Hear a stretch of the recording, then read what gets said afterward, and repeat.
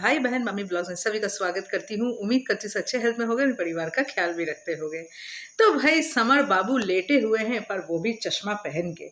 क्या बात है, नजर नहीं मिला सकते किसी से, ये हमको तो पता है, पर चश्मा पहन के कोई सोता है ये तो मैं पहली बार देख रही हूँ फ्रेंड्स।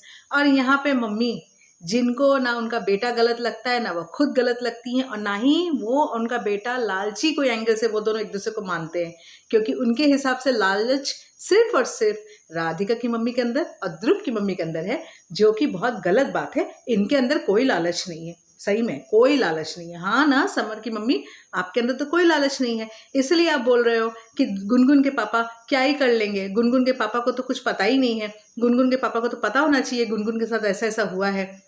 क्यों?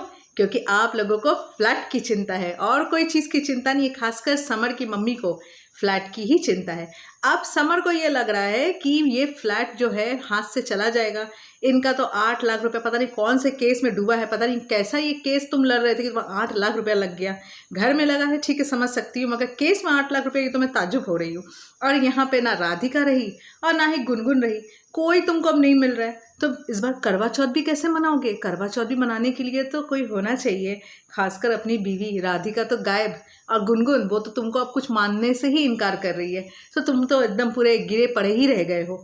अब तुम्हारा सहारा सिर्फ तुम्हारी मम्मी है, और तुम्हारी मम्मी को तुम ये कह रहे हो कि राधिका की मम्मी से बात करो। क्यों? माफ़ी मांगो, पैर जोड़ लो, जो भी करना है हाथ पैर जोड़ो, कुछ भी करना है, मगर मनाओ। वो तुम क्यों नहीं जा रहे हो मनाने के लिए? तुमको मार पड़ेगा इसीलिए, तुम डरते हो अपनी सासू माँ से इसीलिए, इसे तुम उनका कन्फ्रंट नहीं कर सकते हो, इसे अपनी मम्मी को हर जगह तुम छोड़ देते हो कि जाओ जाओ जाओ, जाके बात करो, जाके इनसे बात करो, उनसे बात करो, पर तुम किसी से बात नहीं करोगे, क्योंकि तुम हो डरपोक इंसान।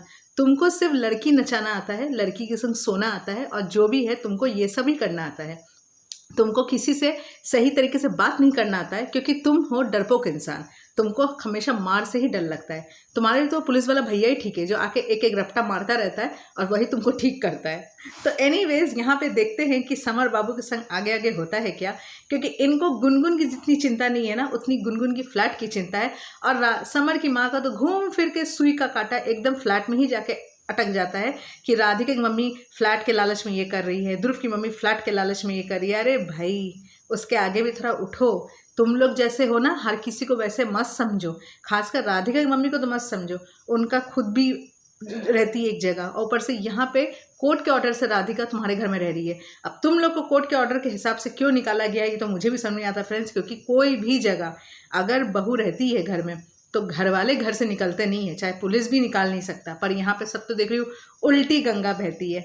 तो चलिए देखते हैं कितनी गंगा कहाँ तक जाती है, और यहाँ पे गुनगुन का क्या होता है और समर क्या करता है, क्योंकि समर तो बड़ा बेचारा बहुत लाचार और दुखी मुझे नजर आया। तो चलिए, इतना आज का ब्लॉग अच्छा लगा, प्लीज़ एक लाइक ज़रूर कीजिए, चैनल में नए प्लीज़ सब्सक्राइब जरूर कीजिएगा। तब तक